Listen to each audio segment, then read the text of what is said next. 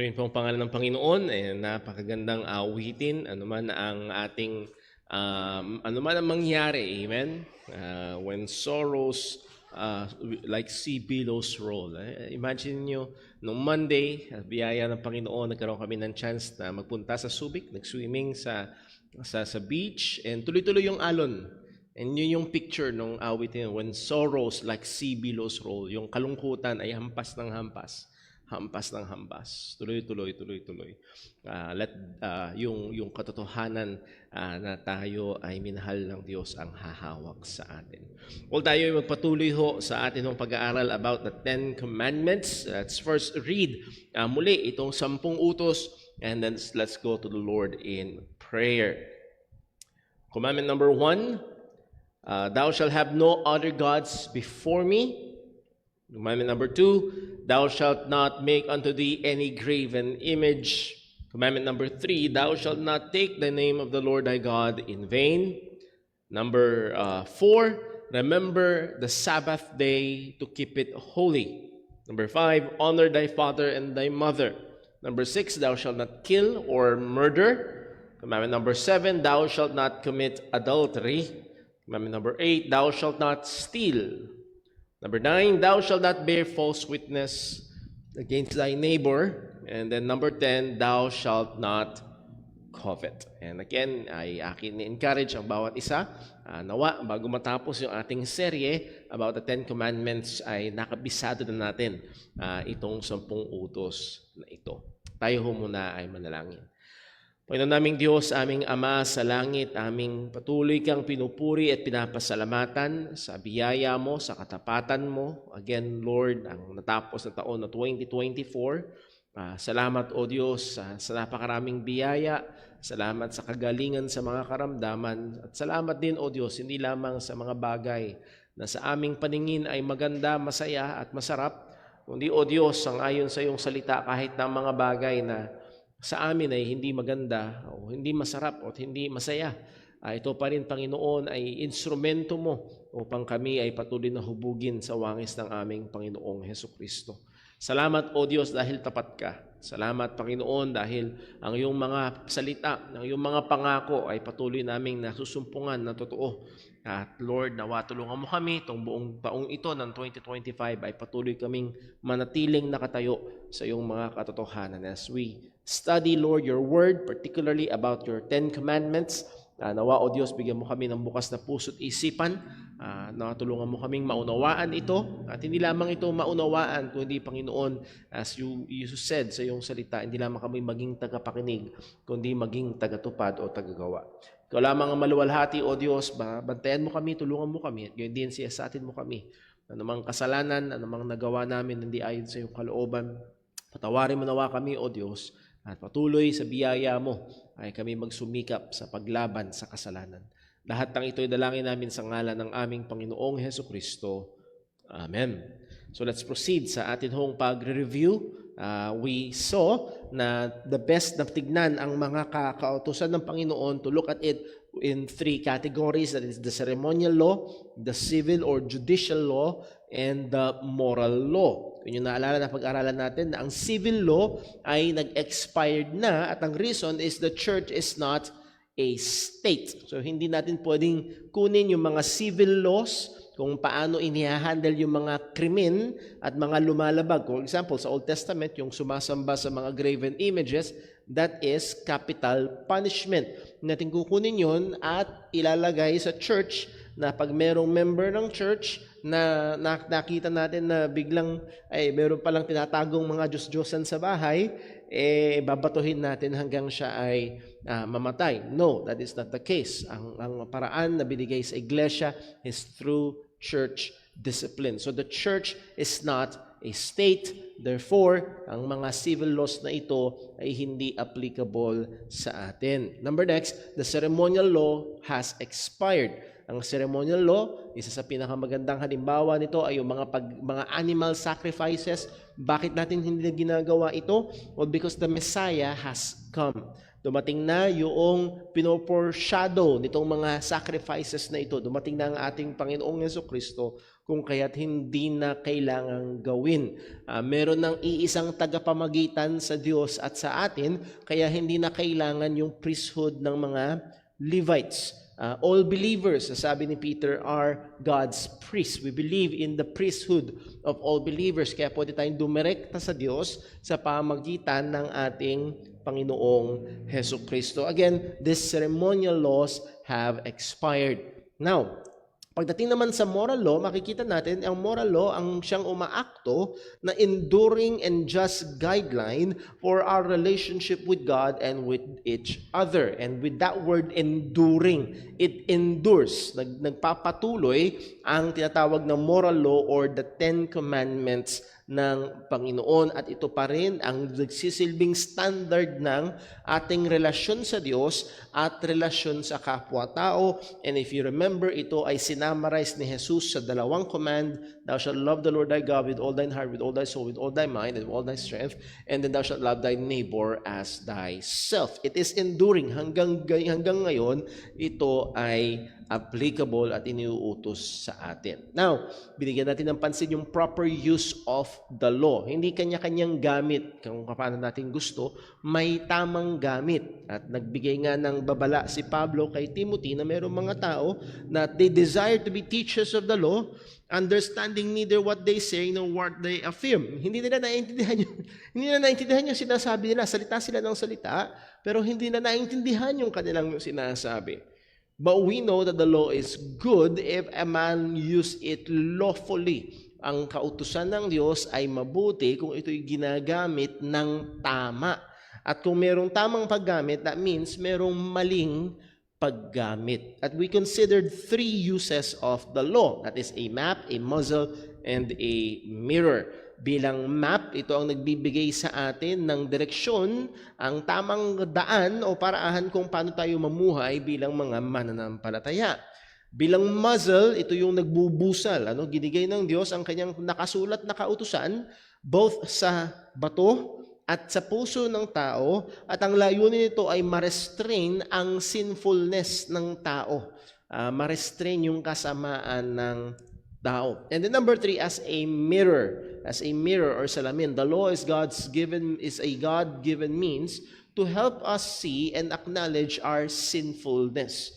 So muli, ang trabaho ng kautusan ay hindi para malinis ang ating mga kasalanan. Ang trabaho ng kautusan ay para ipakita yung ating dumi. And naalala niyo yung example ng isang mangangaral na pag nakita mo daw yung, humarap ka sa I hope, bago tayo pumunta rito sa church, humarap tayo sa salamin. Tama ba? It's malamang lahat sa atin, bago pumunta rito, humarap tayo sa salamin.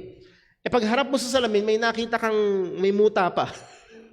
Meron muta. Kinuha mo ba yung salamin din, kinaskas mo sa iyong mukha para maalis yung muta?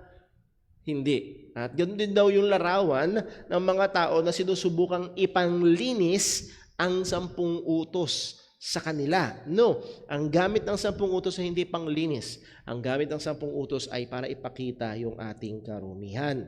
Romans 3:20, ang sabi, therefore by the deeds of the law, there shall no flesh be justified in His sight. Ito yung conclusion ni Pablo. Sa pamagitan ng pagsunod sa kautusan, walang aariing ganap or walang maliligtas, walang magiging katanggap-tanggap sa harapan ng Diyos. Bakit daw?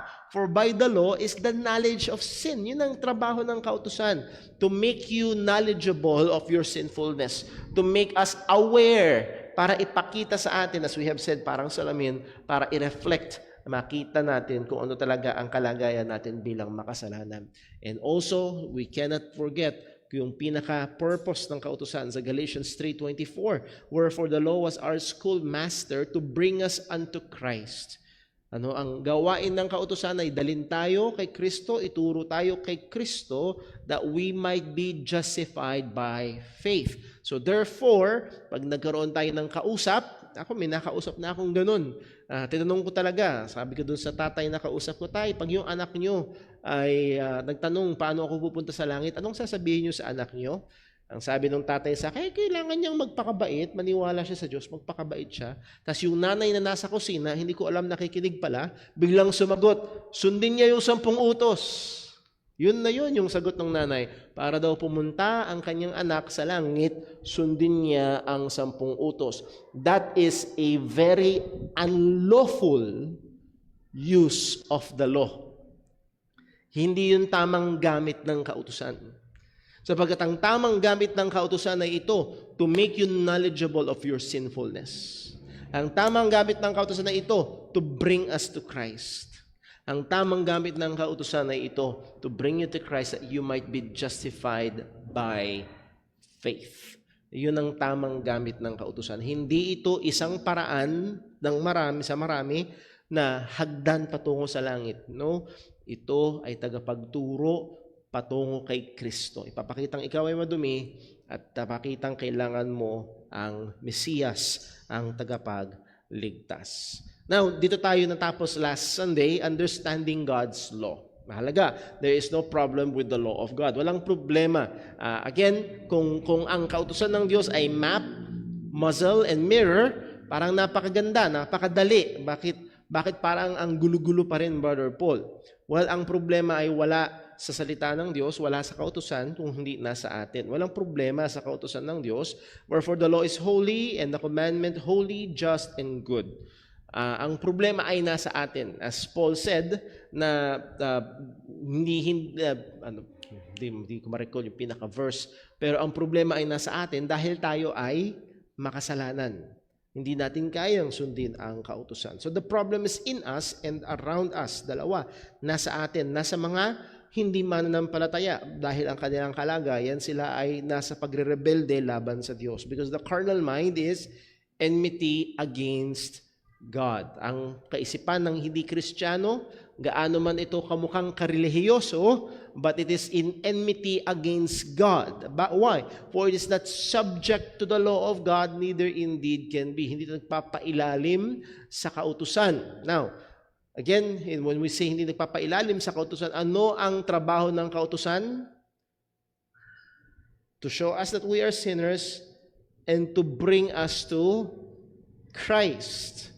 At ang mga hindi mananampalataya ay ayaw magpailalim sa kautusan. They don't want Christ.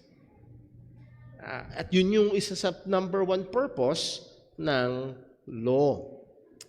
So the world, the problem is not just in us, but the problem is also around us. Ang sanlibutan na ating, bagay, nakalimutan ko ilagay doon. Even in believers, meron pa ring problema sa atin, may nakatahan pa ring kasalanan sa atin. Now, in the world around us, ang sanlibutan na kung saan tayo ay nabubuhay ay hindi neutral. It is a world that is dominated by a real and deep rebellion and hatred towards God. Ito ang kalagayan natin. Ang mundo na ating kinagagalawan, ang sistema ng sanlibutan ito ay ayaw sa Diyos, namumuhi sa Diyos, rebelde laban sa Panginoon. 1 John 2:15, sabi, love not the world, neither the things that are in the world. If any man love the world, the love of the Father is not in him. Again, that's another way of saying hindi siya ligtas. Kapag ang isang tao ay minamahal ang sanlibutang ito, mahal niya ang sistema ng sanlibutang ito na ayaw sa Diyos, ang taong yun ay hindi tunay na Kristiyano. For all that is in the world, the lust of the flesh, the lust of the eyes, the pride of life is not of the Father, but is of the world. Ito'y kontra mismo sa Panginoon. Aside from the sin in us and around us, one of the leading causes of misapplying or even misunderstanding the law is having a deficient understanding of it.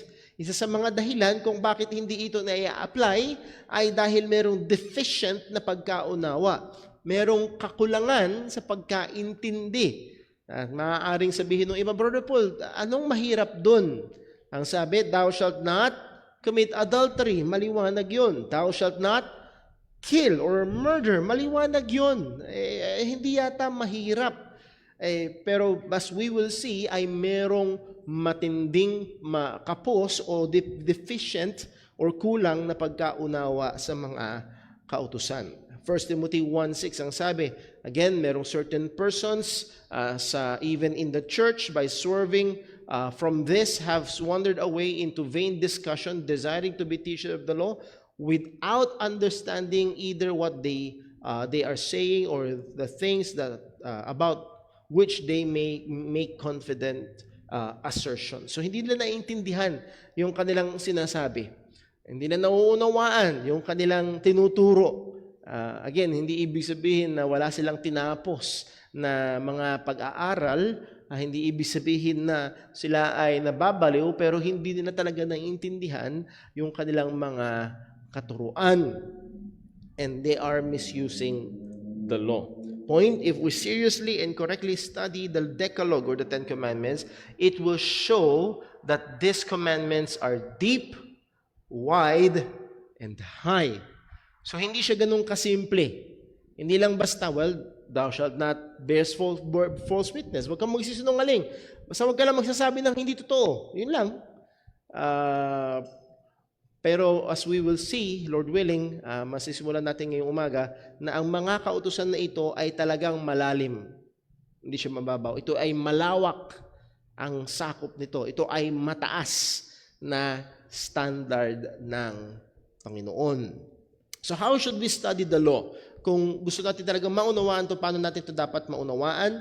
Dito tayo, ito yung binigyan natin ng pansin last Sunday. Rule number 1, Scripture interprets Scripture. And gusto ko lang ngayong umaga, mag-spend tayo ng time na magtumingin ng isang halimbawa. Dahil isa sa mga goal ko talaga sa church natin, ang mga members ay matutong mag-handle ng salita ng Panginoon sa tamang kaparaanan. So isa sa mga kaparaanan o tamang paraan para may-handle natin ng tama ang kautusan or maunawaan natin ng tama ang kautusan, ay we must observe this rule.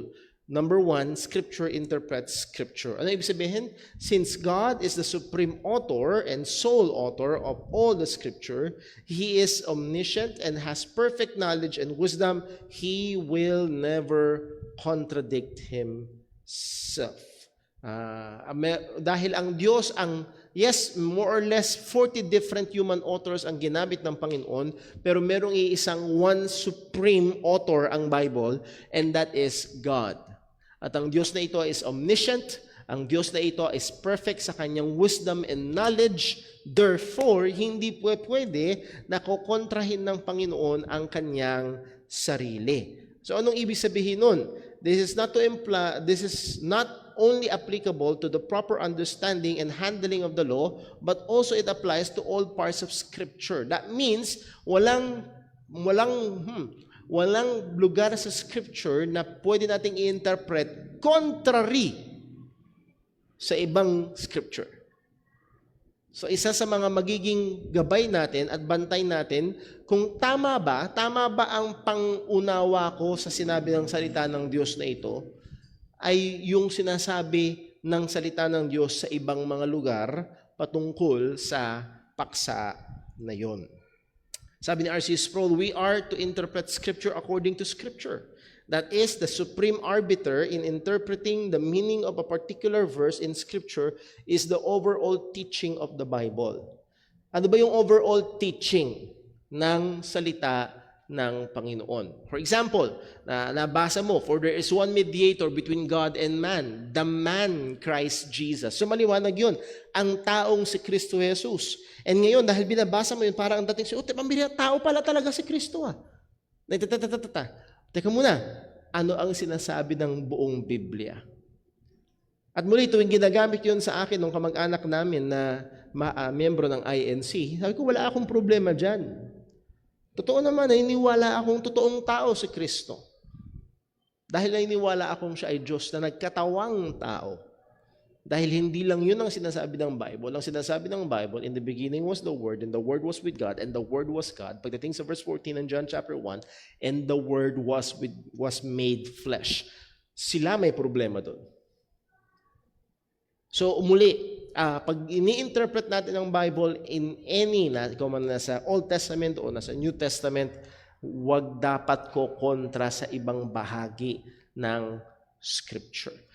Kaya totoo yung sinabi ng isang tagapagturo ng mga mangangaral na isa sa mga mahalagang bagay ay yung pagkakaroon ng matibay na systematic theology. Pag sinabing systematic theology, yung mga doktrina ng Biblia ay meron kang sapat na kaalaman para pag ikaw ay nag-aaral ng salita ng Diyos, ito yung gumagabay sa atin at hindi tayo kung saan-saan pupunta.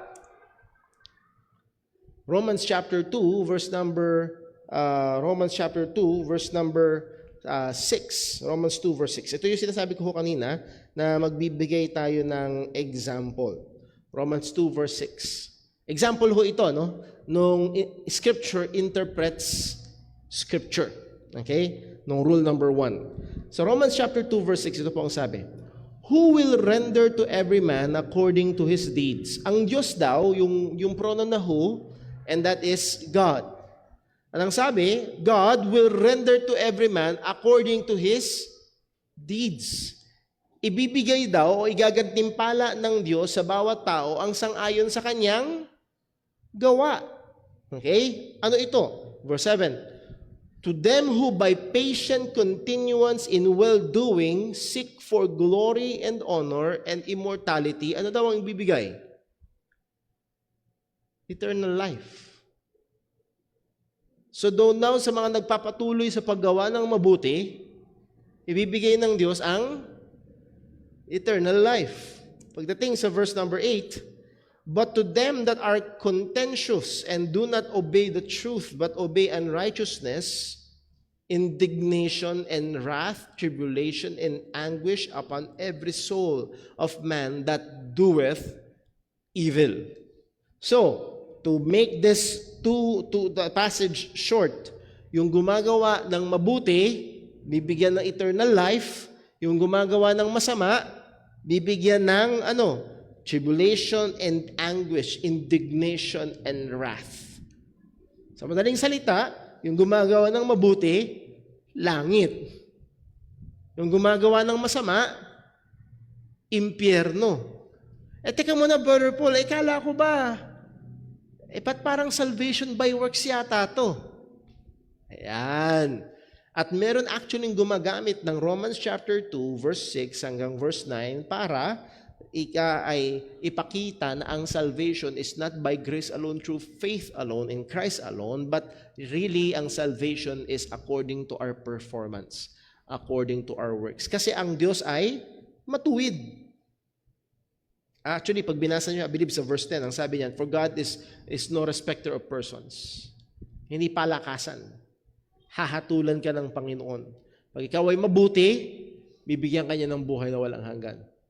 Pag ikaw ay masama, tatamuhin mo ang parusa. Ayan. So, now, ayoko hong maliglig ang pananampalataya ng ilan sa inyo. Paul is stating a truth. Now, ayokong pangunahan yung sarili ko sa lesson natin. At first glance, this passage seems to teach that eternal life, salvation, is based upon a person's deeds. Yung gumagawa ng mabuti, bibigyan ng buhay na walang hanggan. Yung gumagawa ng masama, bibigyan, tatamo ng puot ng Diyos. Parang yun ang tinuturo nito. Ito ang isang mahalaga. Should we just take this one passage and teach that salvation is by works? Meron akong verse, Brother Paul Ayan Romans 2, na ang salvation is by works. Yun ang ituturo ko ngayon. Yun ang titindigan ko ngayon. Now, ano ang problema nun? To the neglect of all other passages in the Bible. Okay? So, mahirap na kukunin lang natin yung isang talata at i-disregard natin yung iba pang mga talata ng salita ng Panginoon. Okay? Important. What does the whole Bible teach about salvation? Ano ba ang tinuturo ng buong Biblia or ni Pablo mismo patungkol sa kaligtasan? Yan. So, maging maingat ho tayo. So, kaya ko ito sinasabi ho sa inyo kasi baka maka-encounter kayo ng gagamitin ng Romans chapter 2 para subukan tayong kumbinsihin na ang salvation is by works at pag hindi tayo handa ay, oo nga sabi sa Bible hindi ba sinabi ng Bible na according to your deeds, bibigyan ka ng buhay na walang hanggan? Yun bang sinabi? Romans 2:6. To them by patient continuance in well-doing, ano daw? eternal life. So if you're a well-doer, God will give you eternal life. He will render to every man according to his deeds. So anong basihan ng Diyos ng pagbibigay ng buhay na walang hanggan at ng puot? Deeds. So, baguhin na natin ang doktrina, salvation by works na. No. Again, dito lalabas na Scripture should interpret Scripture. Ito yung technique ng mga kulto. Paborito ng mga kulto, kukuha ng mga talata, tutuhog-tuhogin, ang tawag ko doon, barbecue theology, barbecue doctrine. And then wala, may doktrina na. At yun yung ginagamit ng iba, o ginagamit itong Romans 2. Tingnan natin, paano natin maunawaan ito, Brother Paul? Number 1, consider the immediate context. Consider the immediate context. Ano ba ang konteksto nito? Okay? Ano ba ang dinidiscuss ni Apostol Pablo? Ako niyo, ano ba yung pinapaliwanag niya? Yes, sinabi niya naman talaga, God will render to every man according to his deeds. At hindi lang yung gantimpala na physical blessing, kung hindi tinukoy doon ni Pablo, eternal life and wrath. So it pertains to eternal destiny, salvation, and damnation. Pero ano ba yung immediate context? What did the author say before and after the passage? Isa sa napakahalaga, at again, pag nakapakinig kayo ng ibang mga mangangaral, ay pag bumasa ng talata, isang bibigyan, ano bang sinasabi before at ano bang sinasabi after? Diba? Romans chapter, pagbalikan natin sorry po. Romans chapter 2 verse 6, who will render to every man according to his kasi ang Diyos ay matuwid. Tama yun. Ibibigay ng Diyos yung nararapat sang-ayon sa iyong gawa. Ngayon, kung mabuti ka, bibigyan ka ng eternal life. Kung masama ka, bibigyan ka ng parusa, impyerno.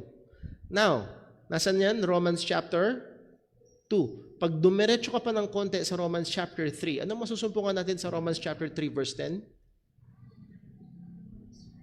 Walang matuwid, wala kahit isa.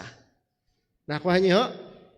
So wag basta kunin lang itong mga verses na ito and then yun na yung doktrina.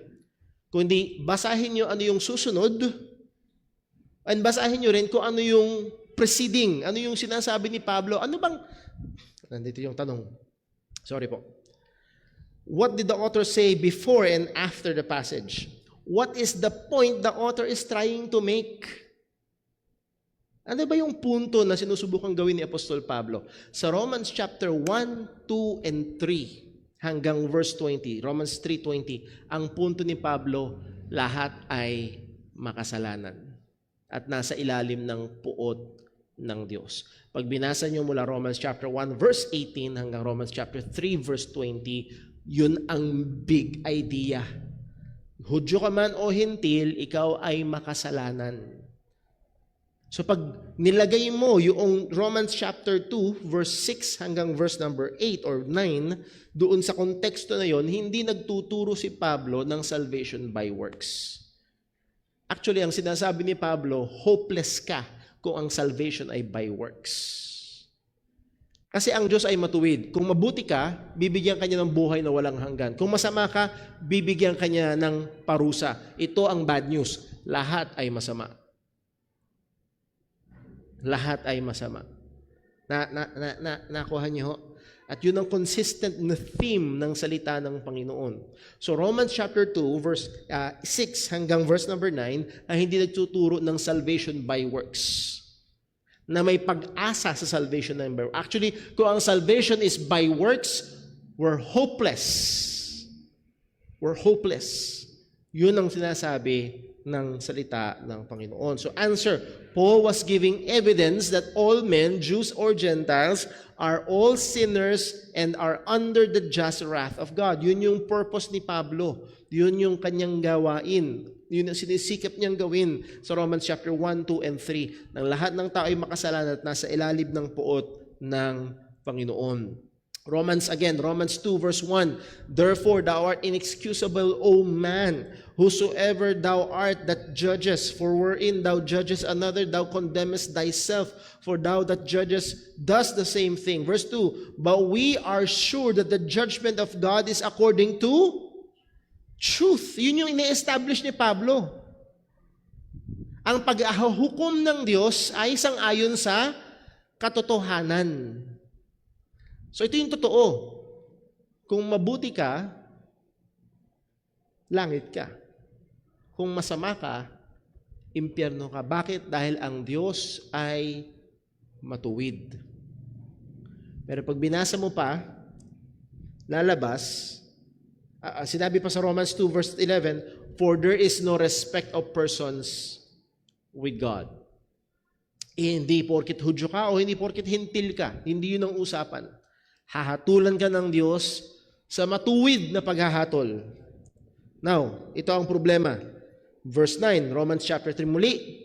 Yung concern natin na sa chapter 2. Pag tinuloy mong basa sa chapter 3, what then? Are we better than they? No, in no wise.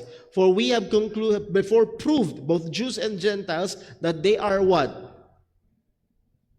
All under sin. So pag in-apply natin yung Romans chapter 2 verse 6 and 7 hanggang 8 hanggang 9 na pag mabuti ka, eternal life, pag masama ka, damnation. Pero we have concluded that all men are under sin. Therefore, all men, because God is just, yun yung punto ni Pablo, will be damned. Hahatulan at parurusahan sa impyerno ang lahat ng tao. Bakit? Verse 10, as it is written, there is none righteous, no not one. Muli, ang Romans 2, verse 6 hanggang sumusunod ay hindi nagtuturo ng salvation by works. Actually, ang tinuturo noon at ang pinuprove ni Pablo is there is no salvation if we will base by works. Nakukuha niyo ba? So napakahalaga na, may verse. Scripture interprets Scripture. Ano yung context?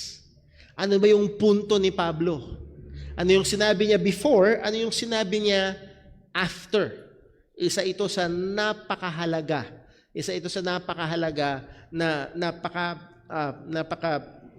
mahalagang kaparaanan para ma-handle natin ng tama ang salita ng Diyos. Naalala ko ho, may napanood akong video nitong nakaraan, nung November, naghalalan sa Amerika. At ang Vice President ni Donald Trump ay si J.D. Vance. At merong interview si J.D. Vance na merong nireport sa kanya, debate yata ako kung nagkakamali.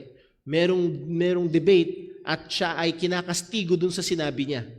Hindi ko maalala yung eksaktong words for words, pero ang sabi ni J.D. Vance, ano yung sinabi ko bago yan? Meron silang kinote, ang sabi mo ito. Ang tanong ngayon ni J.D. Vance, ano ang sinabi ko bago yan? Kasi pag kinonsidera mo, yung sinabi niya bago yun, yung quote, makikita na iba talaga ang ibig niyang sabihin. So ito ang isa sa mga malaking kakulangan ng mga kulto na nagmi-mishandle ng salita ng Diyos. Kuha lang ng kuha, in disregard sa context. So again, Scripture interprets Scripture. So narito ang katotohanan. God will judge rightly and will give eternal life to those who are deserving. But the problem is this, none is deserving. Walang karapat-dapat sa buhay na walang hanggan dahil, listen, anumang tingin natin sa ating sarili na mabait tayo, ang totoo, hindi. Sapagkat malinaw, there is none righteous, no, not one.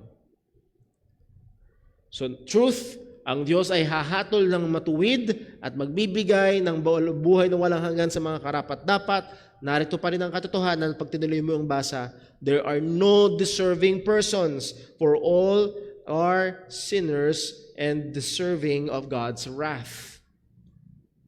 Walang karapat-dapat sa buhay na walang hanggan sapagkat ang lahat ay nagkasala at lahat tayo ay babagsak hindi doon sa una kundi doon sa pangalawa na yung mga may kasalanan ay gagantimpalaan ng Diyos ng puot, parusa. Romans 3:20, therefore, by the deeds of the law there shall no flesh be justified in His sight, for by the law is the knowledge of sin. Pagdating sa verse 21, at pagtuloy natin yung sinasabi ni Apostol Pablo sa verse 21, but, okay, in contrast, anong sabi sa verse 20? By deeds of the law, sa pamamagitan ng pagsunod sa kautusan, sa pamamagitan ng ating mga gawa, walang aariing ganap, walang maliligtas. Yung word na but sa verse 21 ay mahalaga, it's a change of direction. In contrast doon sa chapter 1, chapter 2, chapter 3, na lahat ng tao ay makasalanan at hindi kayang iligtas ang sarili at nasa ilalim ng puot ng Diyos, but now the righteousness of God without the law is manifested, being witnessed by the law and the prophets. Ano itong righteousness na ito? Yung kaligtasan na ito, even the righteousness of God which is by faith of or in Jesus Christ unto all and upon all them that believe, for there is no difference, for as it is written, there is none righteous, no, not one. Walang matuwid, wala kahit isa. For all have sinned, Romans 3:23, for all have sinned and come short of the glory of God. Yun yung kalagayan nating lahat. All have sinned. So ang kaligtasan, yung righteousness na galing sa Diyos, ay sa pamagitan ng pananampalataya kay Kristo Jesus. So, Scripture interprets Scripture. Romans chapter 2, verse 6, 7, 8, and 9 should be interpreted with Scripture. Romans chapter 1 hanggang chapter 2 and Romans chapter 3 and chapter 4. Kailangang i-consider yun. Immediate context, hindi lang yun, maging ng buong Biblia. No? Maging ng buong Biblia. Wala tayong time para bigyan ng pansin ito.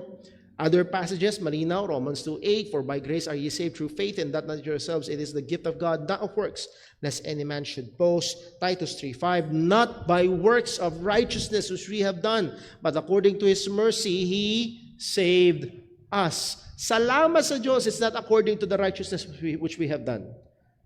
Bakit? Kung sang-ayon sa ating katwiran, anong lalabas? Wala. Kapos, palyado, walang kaligtasan. O saan nakabase? But according to His mercy, He saved us. 2 Timothy 1:9, who hath saved us and called us with an holy calling, not according to our works, but according to His own purpose and grace, which was given us in Christ Jesus before the world began. It's not according to our works. So pag kinonsider natin yung immediate context ng passage, nagiging malinaw. Pag kinonsider natin ang kabuuan ng Biblia, at ilan pa lamang ito, makikita ng interpretation ng Romans 2, verse 6 hanggang 8, hanggang 9, na ang salvation is by works, ay hindi papasa. Hindi yun ang sinasabi ni Pablo. Nakuha niyo ho? Hindi yun ang punto niya doon sa verse na yun. Point, an honest handling of Romans chapter 2, verse 6 to 9 must consider the whole testimony of the Bible, especially the immediate context of the passage, to avoid putting words into pause or by implication, because God is the true author, God's mouth, and teaching a wrong doctrine. So therefore, kapag ginamit ko ang Romans chapter 2 verse 6 to 9 at nagturo ako ng salvation by works, naglalagay ako ng salita sa bibig ng Diyos na hindi naman yun yung kanyang sinasabi. Ang ganda nung sinabi ni John MacArthur, This must be applied, hindi lamang sa lahat na, to all verses of the Bible, but also to the Ten Commandments. Ang punto natin dito ito, when we look at the Ten Commandments, for example, thou shalt not murder. Isa sa dapat natin gawin ay tignan natin ano bang sinasabi ng Biblia tungkol doon. Thou shalt not commit adultery. Ano bang sinasabi ng Biblia tungkol doon? Let me quote, ang sabi ni John MacArthur, you have no right to put words in God's mouth and say he said what he didn't say. Nor you have the right to take the words out of his mouth and not say what he did say. You have to get it right. So when we open the Bible, hindi ito ano ba yung gusto kong sabihin. When we open the Bible, ano ba yung gustong sabihin ng Diyos? Ano ba yung gustong sabihin ng author na ginamit ng Diyos? Ano ba yung gustong sabihin ni Pablo? Muli, doon sa Romans chapter 2, verse 6 hanggang 9, ano bang gustong sabihin ni Pablo? Ang gusto niyo bang sabihin na salvation is by works? Hindi.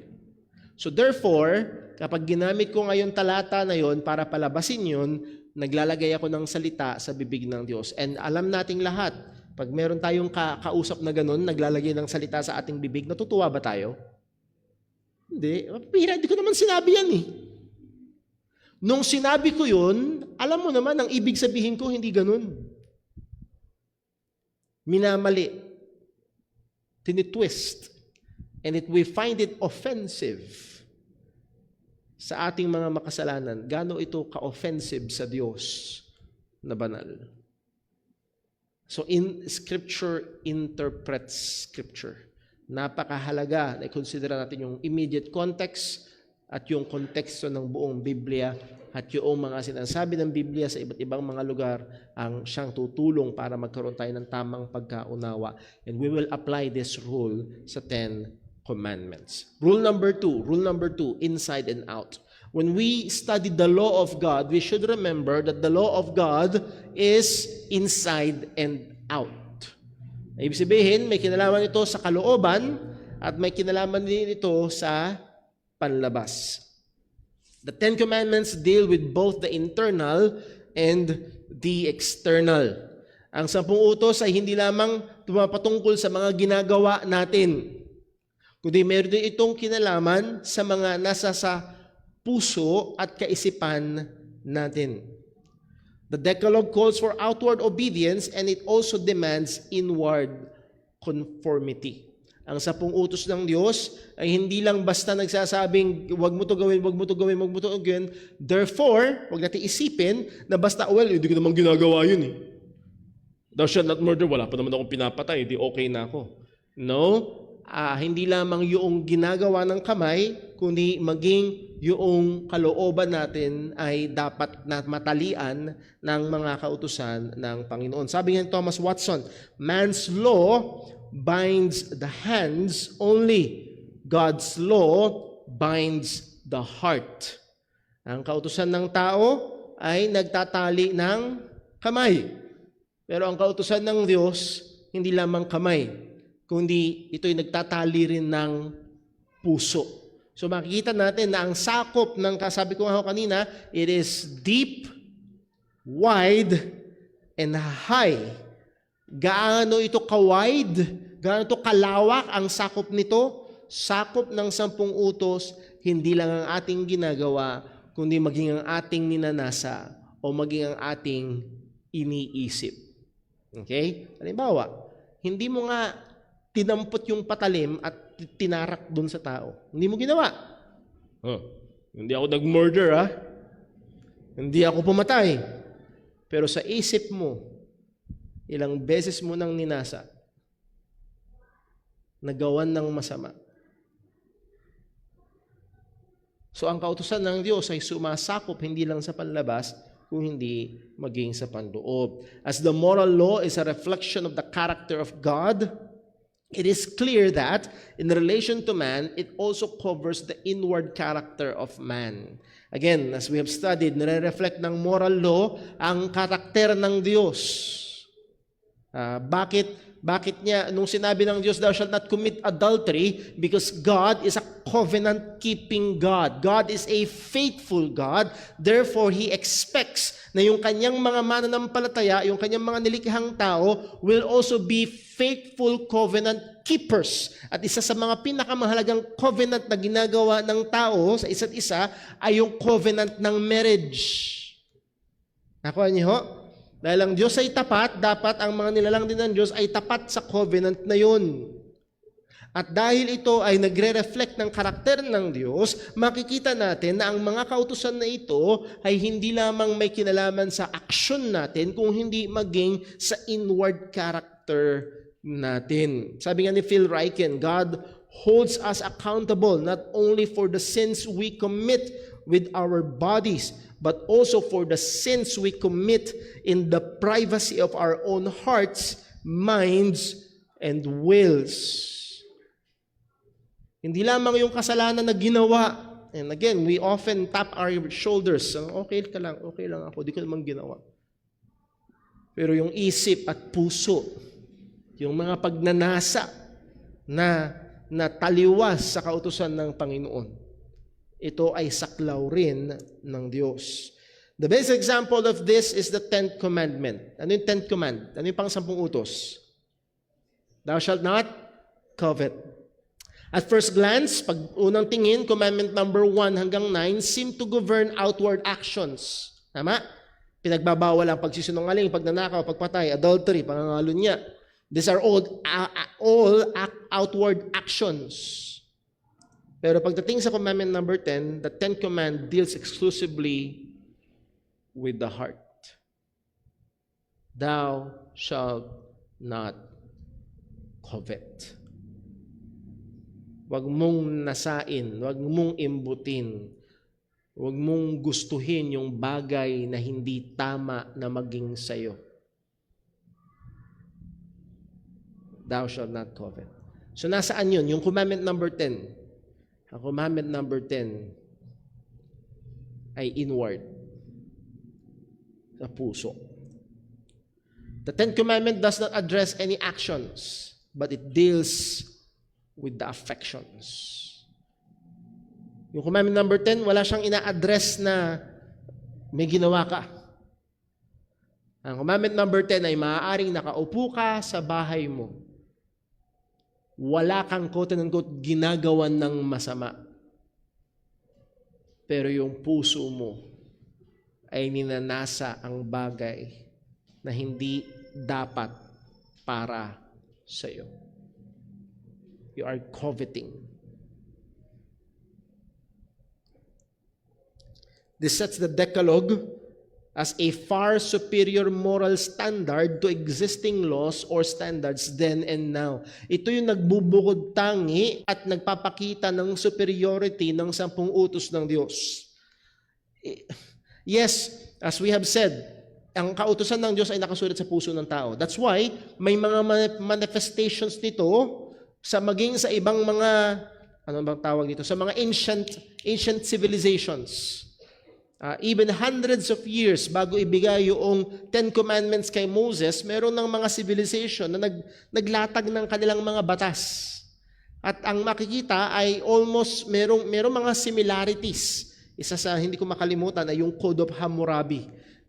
If not hundreds, thousands of years bago ibinigay yung 10 Commandments kay Moses, yung meron ng Code of Hammurabi na, again, merong mga batas na mga pinagbabawal at merong mga sinasabing hindi dapat gawin o dapat gawin ng mga mamamayan. But pag tinignan nyo, halimbawa, yung golden rule ni Confucius na sinasabi, huwag mong gawin sa kapwa mo ang ayaw mong gawin sa iyo. Mas superior yung kay Kristo kasi yung kay Confucius ang sabi, huwag mong gawin. Kay Kristo ang sabi niya, gawin mo. Yung binigay ni Jesus ay active. Nevertheless, if we will even consider those, pag tingnan natin ang pansin dito, ito nagbubukod tangi sa 10 Commandments. Ang kautusan ng Diyos, sinasakop niya maging hindi lang yung ginagawa ng tao, kundi maging yung saloobin, yung intensyon, yung iniisip, yung ninanasa ng tao. So makita niyo ho mga kapatid, Kahit na panlabas ay tila baga napakaganda ng ginagawa. May mga tao ang ganun. Ang ganda ng ginagawa. Pero sa likod ay may maling motibo. Makikita natin na ito ay lumalabag pa rin dun sa 10 utos ng Panginoon.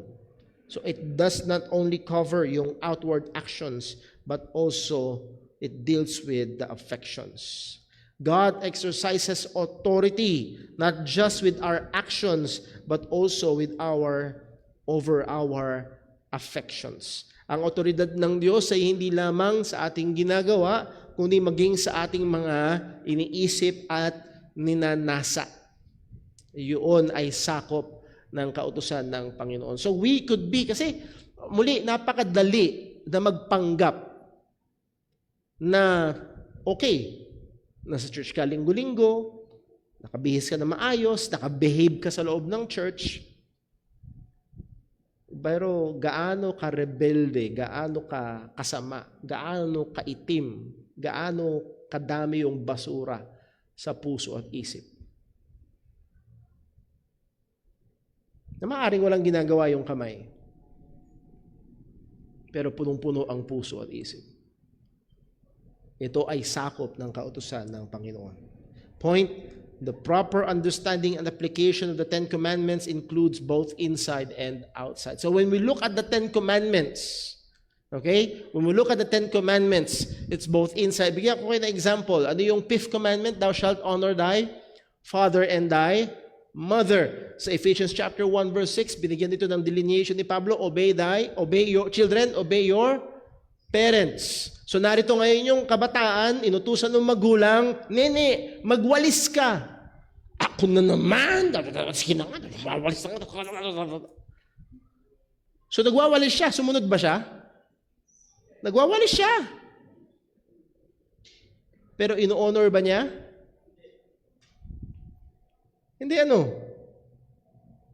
So yung action might be in conformity, pero yung affection might be in rebellion. So nakikita natin yung 10 utos, napakalawak ng sakop, napakalalim.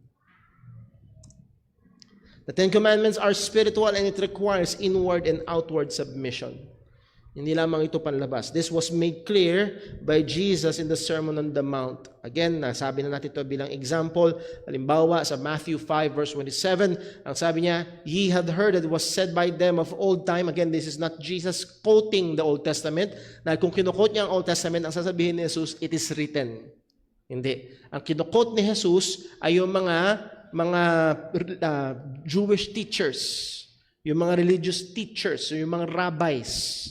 Yung sinasabi ng mga teachers nyo, ito. But I say unto you, ang sabi ni Jesus, that whosoever looketh on a woman and to lust after her, hath committed adultery with her already in his heart. So therefore, yung utos that thou shalt not commit adultery, ay sakop ang puso. Sakop ang puso. Hindi lamang yung physical na pangangalunya.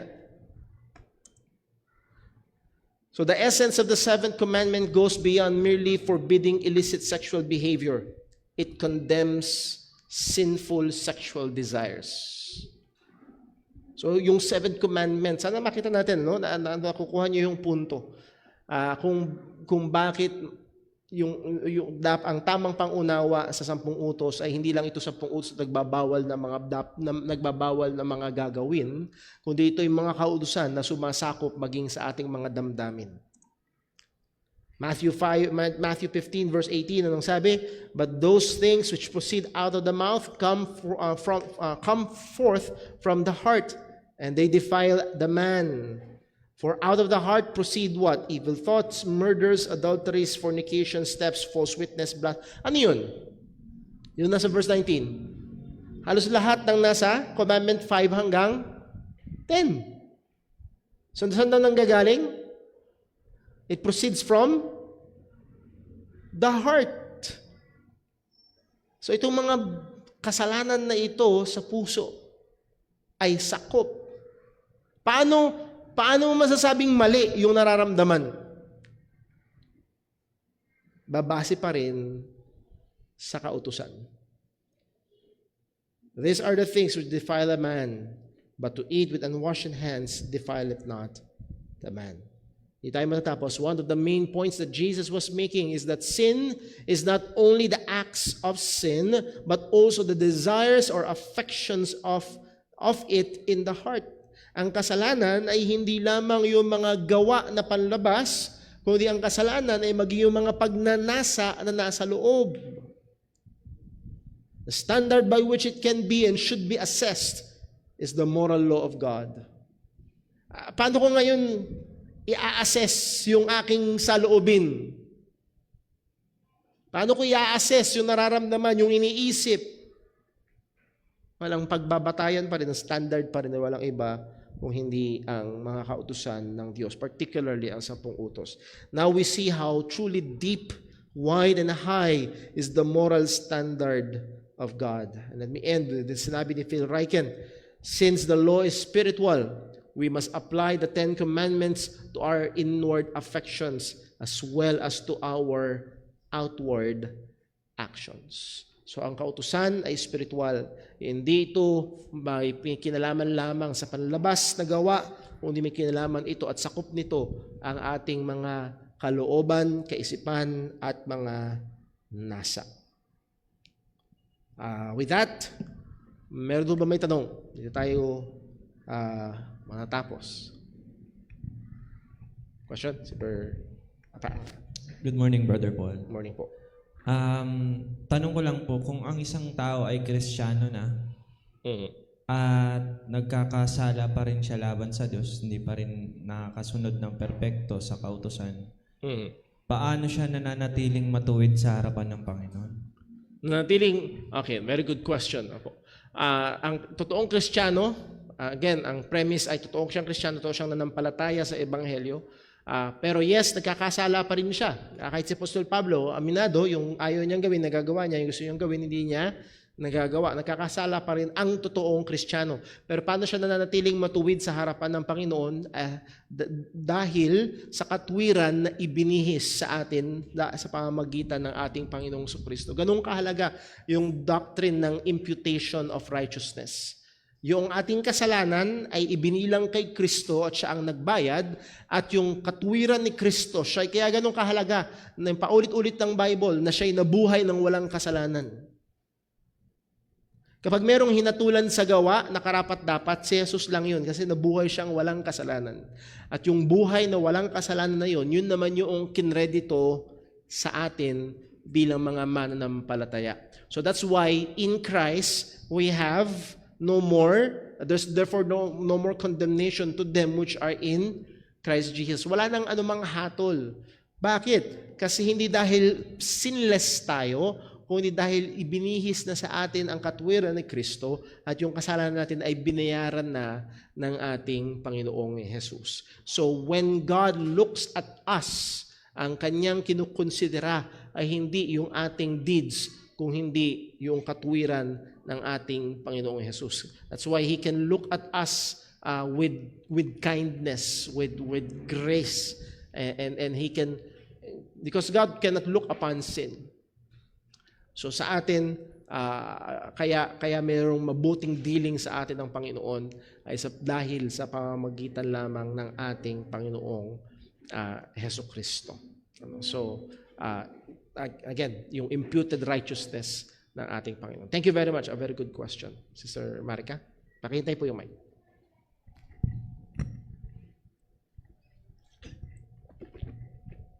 Good morning po. Posible ho ba na ang totoong Kristiyano or nagpapakilalang Kristiyano ay gamitin yung katotohanan na ang Panginoon ay nagligtas, inipit sa kanya yung righteousness ng Panginoong Jesus? Posible po bang gamitin niya yon as an excuse to sin? Like, ignore niya yung mga katotohanan na, ignore niya yung mga kasalanan kasi ligtas naman ako gawin ko yung kasalanan, okay lang, nagagawa ko siya kasi, okay lang kasi sinave naman ako ng Panginoon. And meron siyang knowledge na mali yun. Alam niya na For example, tinitwist niya yung katotohanan, ganyan. Posible ho ba yun sa isang Christian? Okay. Kung tama ho yung pagkaintindi ko, dinalawan nyo kasi yung premise. Una, posible ba sa isang totoong Kristiyano? And then at the same time, sinabi nyo, nagpapakilalang Kristiyano. So, doon sa isa, ay ina-assume natin na totoong Kristiyano, pero doon sa isa, merong profession na siya ay isang mananampalataya. Well, tinalang natin doon sa isa, doon sa totoong Kristiyano. Ang question is, possible ba? I would say yes. That's why, ang warning ni Apostol Pablo sa Romans chapter 6, ngayon, sasabihin ba natin, shall we say then that we should continue in sin that grace may abound? So, ina-assume ni Pablo na pwedeng may umabuso doon. And sa Galatians, ang sabi ni Pablo, we have liberty in Christ, only use not your liberty as a cloak of maliciousness. Binibigyan niya ng babala ang mga Kristiyano na, okay, may kalayaan kayo kay Kristo, pero huwag niyong gamitin yung kalayaan niyo kay Kristo para pangtakip sa inyong kasalanan. So, pwedeng abusuhin yung biyaya ng Panginoon na yun. Ngayon, pwede bang isang totoong Kristiyano ay mahulog sa kasalanan na ganon? Yes. Yes. Now, magiging pagkakaiba sa isang totoong Kristiyano sa isang nagpapakilala lang at baka hindi to talaga totoong Kristiyano ay yung pagsisisi. So, nahandoon yung pagsisisi sa isang tunay na mananampalataya. It may come early or it may come later, pero kung paanong ang dahil nakatahan sa kanya ang banal na spirito at gumagawa sa totoong Kristiyano ang banal na spirito. So dahan doon yung sanctifying work pa rin ng Holy Spirit. But the question is, pwede ba? Yes. Pwede na ang abusuhin ang theology. Let me use that. For example, wag na lang 'yun, ibahin natin yung theology ng election. Pumili na ang Diyos ng mga ililigtas, pwedeng abusuhin 'yun para maging tamad sa evangelism. So that is an abuse nung katotohanan. Pag pinag-aralan natin, any and every truth ng Bible ay merong aspect na pwede itong i-abuse. Pwede itong i-abuse. But in that point, yes, pwede ho yung mangyari. Kaya kailangan na maging mapagbantay ang mga mananampalataya. So kung iniisip ng isang tao, well, ligtas na pala ako kahit anong mangyari, hindi na pwedeng mawala ang kaligtasan, mabubuhay na ako sa paraan na gusto ko, kahit na lang anong gagawin ko. Well, it's either, una, ikaw ay totoong Kristiyano, pero inaabuso mo ang biyaya ng Diyos at humanda ka sa palo ng Panginoon, or baka mamaya ito ay nagpapakita talaga ng puso na hindi na tunay na Kristiyano at maaaring meron lamang kaalaman. So nahandol lagi yung possibility. Thank you po. Very good and practical. Baka meron pa ho sa online?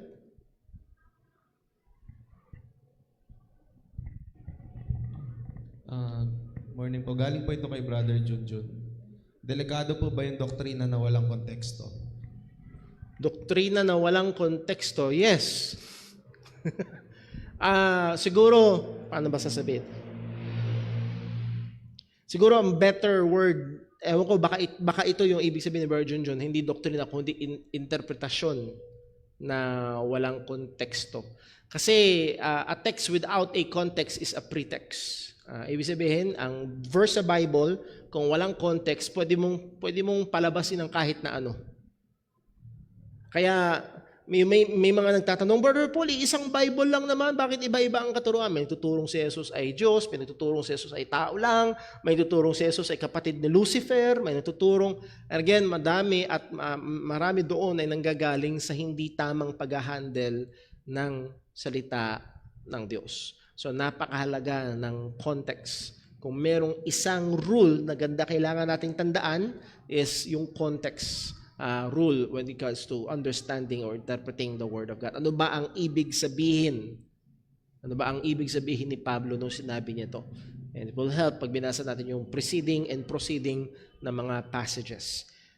Kung wala na ho, basahin ko lang ho text ni Brother Boy, dahil walang verse na ipinatigil ang 7th day Sabbath, baka ang will of God ay observe pa din ang Sabbath at magtipon ang mga Kristiyano every Sunday. Again, I don't want to preempt yung ating pag-aaral. Darating tayo sa fourth commandment dahil magiging napaka immature nung sagot dahil again hindi to madali.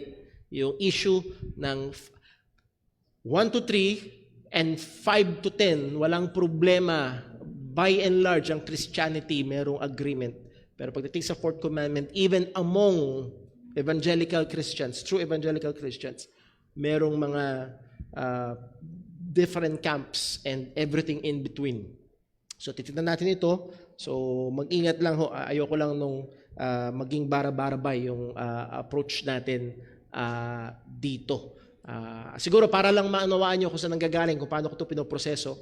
Ang punto ng fourth commandment is not the day, but the rest.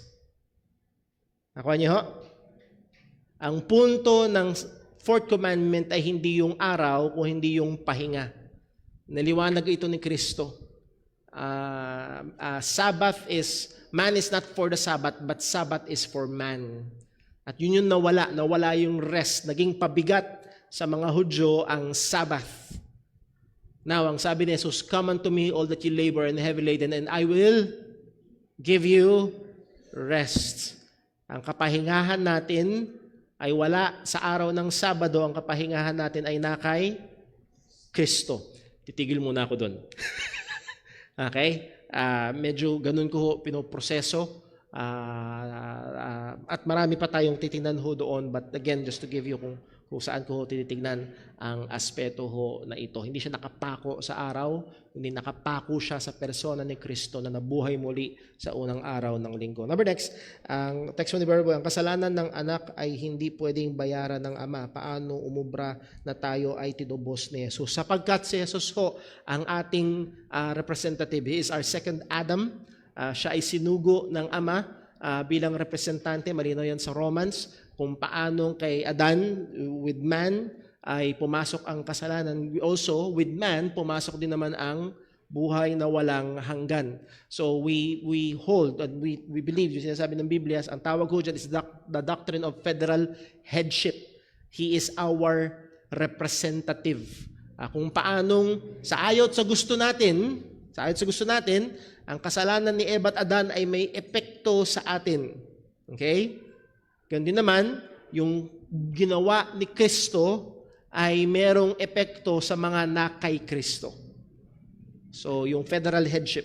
And it's dalawa lang naman. It's either you're under Adam or you're under Christ. Dalawa lang yun. So, ganun siya dinisenyo ng Panginoon. Okay, so ganun natin siya titingnan. Nailani, baka meron pong mic para kay Nailani.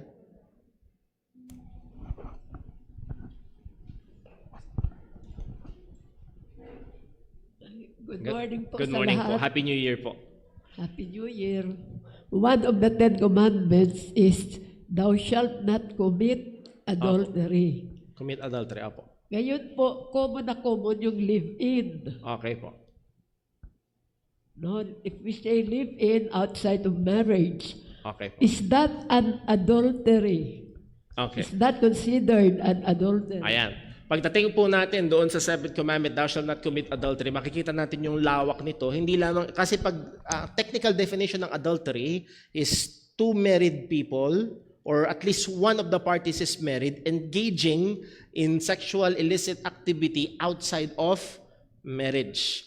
Ang technical na tawag sa dalawang hindi kasal naman, parehong hindi kasal na nag-engage sa sexual activity, ang technical na tawag doon ay fornication. Okay? So, makikita ho natin, pagdating sa command, "Thou shalt not commit adultery," it encompasses, yun yung tamang salita. Sinasakop nito ang lahat ng sexual na kasalanan. So yes, kasama po ang fornication, which is yun yung technical doon sa mga nagli-live-in. So yes, it is the breaking of the seventh commandment, "Thou shalt not commit adultery." So gaano man ito maging katanggap-tanggap sa lipunan o maaaring gawin pa itong protektado ng batas,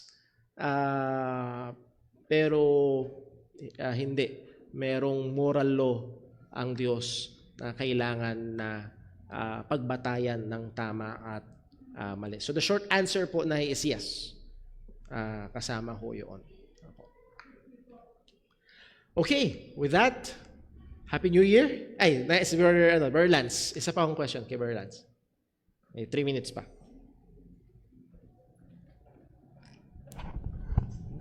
Happy New Year po sa lahat. Happy New Year po. Pastor, Brother Paul po. lilinawin ko lang, Brother Paul, yung sa command ng Panginoong Jesucristo. Siguro yung sa Matthew chapter 28, verse 19. Ito po ba ay para lang sa mga lingkod niya, yung nung aakyat na sa langit? Yung go ye therefore, or sa mga tao rin na tulad natin na nakay Kristo. Yung go ye therefore, teach all nation, baptize them in the name of the Father, the Son, of the Holy Ghost. Nung binanggit niya ito sa mga lingkod, o bahagi ito doon sa command sa mga Kristiyano rin? Okay, thank you very much po.